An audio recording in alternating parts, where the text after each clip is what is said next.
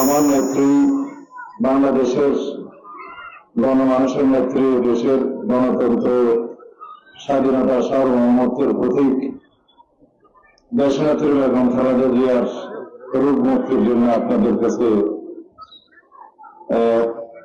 অনুরোধ করব, আমরা যেন আজকে এখানে প্রার্থনার মধ্য দিয়ে, মোনাজাতের মধ্য দিয়ে আমার বক্তৃতা শেষ করি।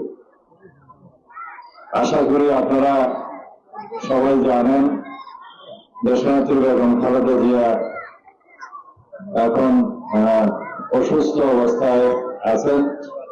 তিনি ধীরে ধীরে শারীরিক অবস্থা উন্নতির দিকে যাচ্ছেন। দেশে বিদেশে চিকিৎসকগণ আপ্রাণ চেষ্টা চালিয়ে যাচ্ছেন তার চিকিৎসার বিষয়ে। আশা করি আল্লাহ রাব্বুল আলামিন তাকে আমাদের সাথে জীবিত অবস্থায়, সুস্থ অবস্থায় রাখবেন, বাংলাদেশের গণতন্ত্রের বিজয় দেখার জন্য। আল্লাহ তাকে হায়াতে দান করুন, তৈয়বা দান করুন, সুস্থতা দান করুন, যথাশীঘ্র আরোগ্য দান করুন।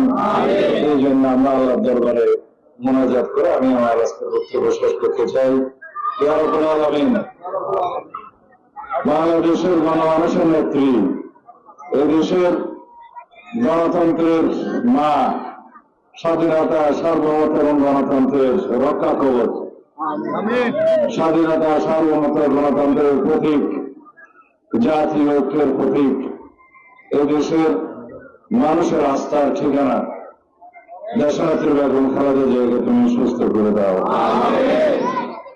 তুমি তাকে হায়াতে তৈয়বা দান করো।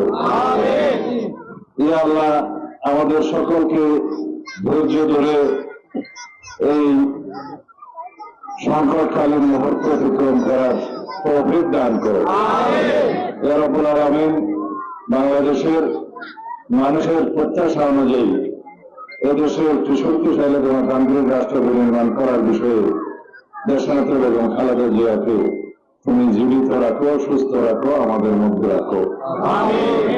রব্বুল আলামিন, আমরা বাংলাদেশে অনেক অত্যাচারের শিকার হয়েছি। ফেসিবাদী আমলে, ফ্যাসিস্ট শেখ হাসিনার আমলে দেশনেত্রী বেগম খালেদা জিয়া অপরিসীম নির্যাতনের শিকার হয়েছেন।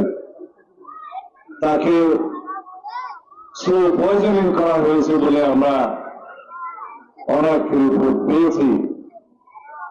কিন্তু তুমি তাকে জীবিত রাখার মালিক, তুমি তাকে জীবিত রেখেছ। যে ফ্যাসিস্ট হাসিনা দেশনেত্রী বেগম খালেদা জিয়া এবং দেশবাসীর উপর অত্যাচার করেছেন, তাকে তুমি নির্বাসিত করে দিয়েছ, এদেশ থেকে বিতাড়ন করে দিয়েছ। সুতরাং ইজ্জত দেওয়ার মালিক তুমি, ইজ্জত নেয়ার মালিকও তুমি। রব্বুল আলামিন, তুমি দেশনেত্রী বেগম খালেদা জিয়াকে আরো ইজ্জত বাড়িয়ে দাও। রব্বুল আলামিন, দেশের উন্নতির জন্য, এদেশের মানুষের ঐক্যের প্রতিষ্ঠানে তুমি তাকে জীবিত রাখো, সুস্থ রাখো। আমিন। ربنا آتنا في الدنيا حسنة وفي الآخرة حسنة وقنا عذاب النار. وصلى الله تعالى